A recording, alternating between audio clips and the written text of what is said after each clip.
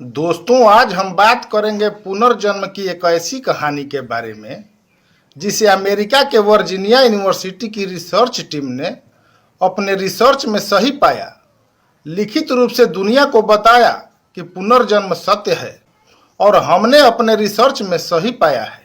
हम बात कर रहे हैं 1970 के दशक में इटावा के एक गांव शरीफपुरा में घटित एक पुनर्जन्म की कहानी के बारे में, जिसने लोगों को चौंका कर रख दिया था। तो आइए हम जानते हैं 1968 में पैदा हुई सुमित्रा के पुनर्जन्म के बारे में। आपका अपनत्व ही हमारी अनमोल धरोहर है, कृपया इसे बनाए रखें। अगर जानकारी अच्छी लगे तो लाइक, कमेंट और शेयर करना बिल्कुल न भूलें। मेरे पेज को सब्सक्राइब कर लें ताकि और भी जानकारी आप तक पहुंचती रहे।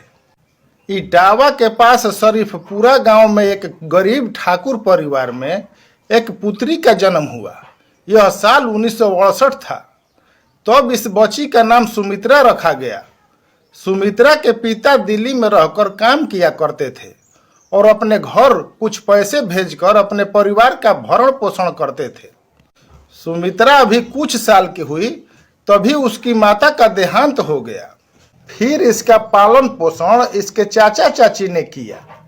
चूंकि सुमित्रा के पिता दिल्ली में रहते थे और माँ का साया छीन ही गया, इसलिए काफी अकेलापन महसूस करती थी।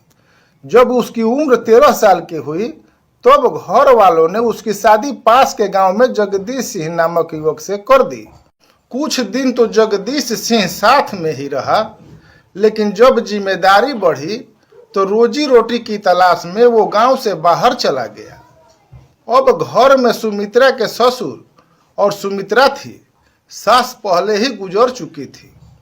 सुमित्रा ससुर से ज्यादा बात भी नहीं कर सकती थी क्योंकि उस समय शर्माने की प्रथा थी। सुमित्रा को फिर वही अकेलापन मिलने लगा जो शादी से पहले था, इसलिए वह काफी उदास रहती थी। दिसंबर 1984 में सुमित्रा ने एक बच्चे को जन्म दिया। बच्चे के जन्म के बाद सुमित्रा का समय बच्चे के साथ ही कट जाया करता था। अब वो बहुत खुश रहने लगी थी। 5 महीने बाद अप्रैल 1985 में सुमित्रा कुएं से पानी लेकर आ रही थी। उसके हाथ में घड़ा और दूसरे हाथ में बच्चा था। तभी अचानक उसके हाथ से बच्चा और घड़ा दोनों छूटकर जमीन पर गिर गए। उसका एक हाथ आसमान की तरफ उठा हुआ है, उंगलियां पीछे की तरफ मुड़ी हुई हैं, आंखों की पुतलियां गोलाई में घूम रही हैं, दांत किटकिटा रही है और लंबी लंबी सांसें छोड़ रही है। आसपास की औरतें जो कि उसके साथ कुएं से पानी लेकर आ रही थीं, उसका हुलिया देख घबरा गई थी। उन्हें लगा कोई भूत प्रेत का साया है जो इसे परेशान कर रहा है। 5 मिनट बाद सुमित्रा को होश आया तो उसने अपने बच्चे को रोता देखकर झट से गोद में उठाया और अपने गोद में ले लिया। आसपास की औरतें जो भौचक होकर उसे निहार रही थीं, उनसे पूछा, क्या बात है, यहाँ कुछ हुआ है क्या? आप लोग मुझे ऐसे क्यों देख रही हैं? पर उन लोगों ने इसका कोई जवाब नहीं दिया। सुमित्रा अपने बच्चे को लेकर अपने घर आई। उसके 2-3 दिन तक ठीक गुजरे। फिर एक दिन खाना बना रही थी, तभी उसके ससुर के कान में दांत किटकिटाने की आवाज आई। किचन में जाकर देखा तो जो हाल 3 दिन पहले हुआ था, सुमित्रा अब उसी हाल में थी।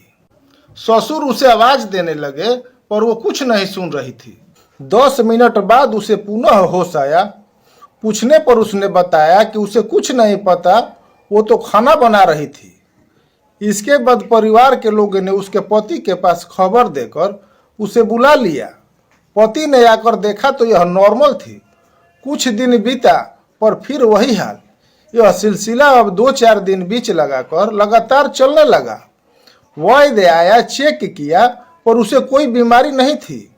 ओझा आया, झाड़ फूंक हुआ पर कोई फायदा नहीं हुआ। गांव में चर्चा भूत प्रेत की चल रही थी। ये सिलसिला 5 महीने तक चलता रहा।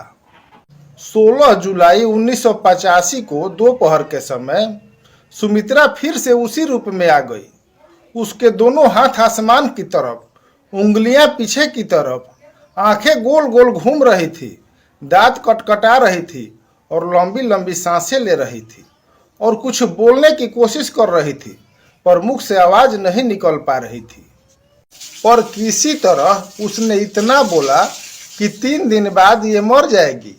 अब इतना सुनने के बाद परिवार और गांव के लोग जो वहां थे वो सहम गए थे। घर में रोना धोना भी होने लगा था। परिवार के लोगों ने सोचा कि इसे ऐसा कोई कार्य नहीं करने देंगे जिससे इसकी मौत हो जाए। इसे आग और पानी से दूर रखेंगे। सुमित्रा 16 जुलाई 1985 से 18 जुलाई 1985 तक बिल्कुल ठीक रही। उसके बाद 19 जुलाई 1985 ये वही दिन था जिस दिन को सुमित्रा ने अपने मरने के लिए चुना था।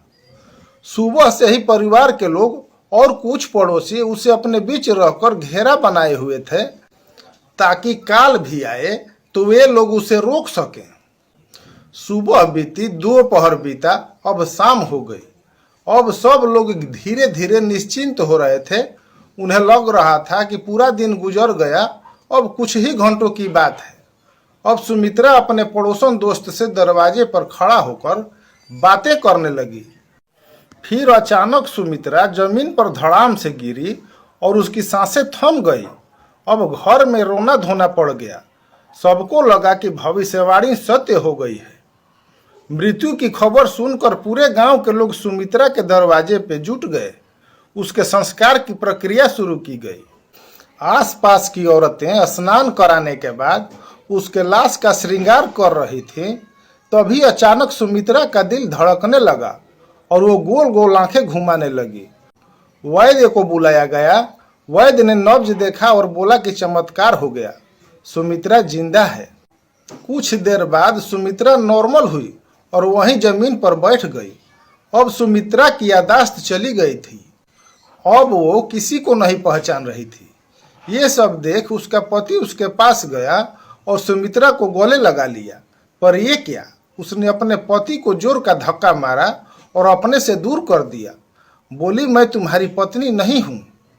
यहाँ तक कि वो अपने बच्चे को भी नहीं पहचान रही थी। अब फिर एक बार वैद्य जी को बुलाया गया। वैद्य जी ने नब्ज देखा और बोला कि ये स्वास्थ्य से ठीक है, अगर ये नहीं पहचान रही ऐसे ही छोड़ दो, धीरे धीरे अपने आप ठीक हो जाएगी। धीरे धीरे इस इंतजार में कि सुमित्रा ठीक हो जाएगी 3 महीने बीत गए। इस 3 महीने के दौरान सुमित्रा अपने पति से अंतर्देशी मंगाती थी और पत्र लिखकर डाक में डाल देने के लिए भेज देती थी। उसका पति पढ़ा लिखा नहीं था, इसलिए उस पत्र को पढ़ता नहीं था। जैसा वह बोलती थी चुपचाप वैसा कर देता था। 3 महीने बाद अचानक एक व्यक्ति सुमित्रा के घर पहुंचा, जिनका नाम राम सिया त्रिपाठी था। गांव में ज्यादातर पुरुष घर के बाहर ही रहते हैं। इस वजह से राम सिया त्रिपाठी और सुमित्रा के पति जगदीश सिंह की मुलाकात घर के बाहर ही हो गई। राम सिया त्रिपाठी ने जगदीश सिंह से पत्र के बारे में बताया कि लगातार 3 महीने से मेरे यहाँ पत्र जा रहा है। पहले तो मैंने ध्यान नहीं दिया, पर बाद में सोचा कि क्या माजरा है, चल कर समझ ही लेते हैं। जगदीश सिंह ने बताया कि पत्र तो डाक में मैं ही डालता था और अपनी पत्नी की कहने पर अंतर्देशी भी मैं ही लाता था, पर उसमें क्या लिखा है ये मुझे नहीं पता। मेरी पत्नी जैसा बोलती थी मैं वैसा कर देता था। चूंकि उसकी दिमागी हालत ठीक नहीं है, इसलिए मैंने उससे पूछना भी उचित नहीं समझा।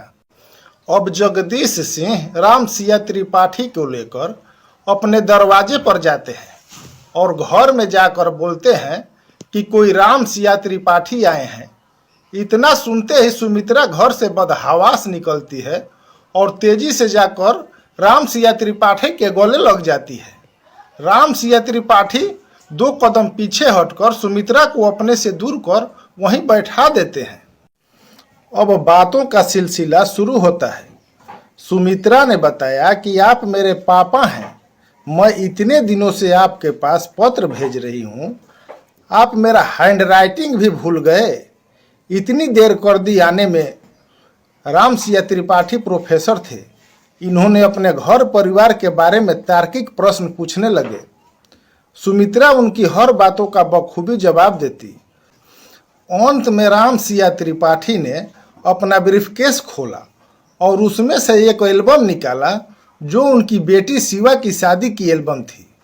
उन्होंने फोटो को दिखाना शुरू किया जिसे सुमित्रा ने पहचान लिया।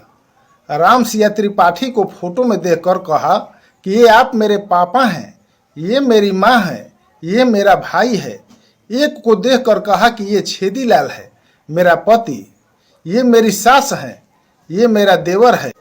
एक लड़की को देखकर रोने लगी, बोली ये मेरी ननद है, इसी ने मेरे सर पर पत्थर मारकर मेरी हत्या की थी। अब राम सिया त्रिपाठी ने बताया कि सुमित्रा ही पूर्व जन्म की शिवा है। दरअसल राम सिया त्रिपाठी की पुत्री का नाम शिवा था, जिसकी शादी उन्होंने बड़े धूमधाम से किया था। शिवा के 2 बच्चे भी थे, रिंकू और टिंकू। शिवा के घर में विवाद हुआ और परिवार वालों ने इसे मारकर रेलवे ट्रैक पर फेंक दिया था ताकि मामला एक्सीडेंटल लगे, लेकिन पुलिस ने इसका खुलासा कर दिया और ससुराल पक्ष के लोगों को जेल जाना पड़ा। दरअसल यह शिवा का पुनर्जन्म था।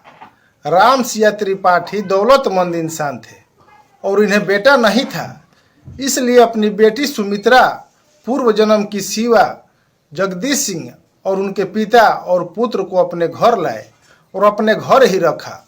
सुमित्रा के दिन भी अब हंसी खुशी से गुजरने लगे। अब वो अपने 3 बेटों के साथ, जो 2 पूर्व जन्म के थे और एक पुनर्जन्म का, हंसी खुशी रहती थी। पति जगदीश सिंह भी साथ ही था, जो सुमित्रा से बहुत प्यार करता था। साल 1998 में सुमित्रा की मृत्यु हो गई। उसके बाद पति जगदीश सिंह की भी सन 2000 में मृत्यु हो गई। दोस्तों, मिलते हैं किसी नई जानकारी के साथ। तब तक के लिए राम राम।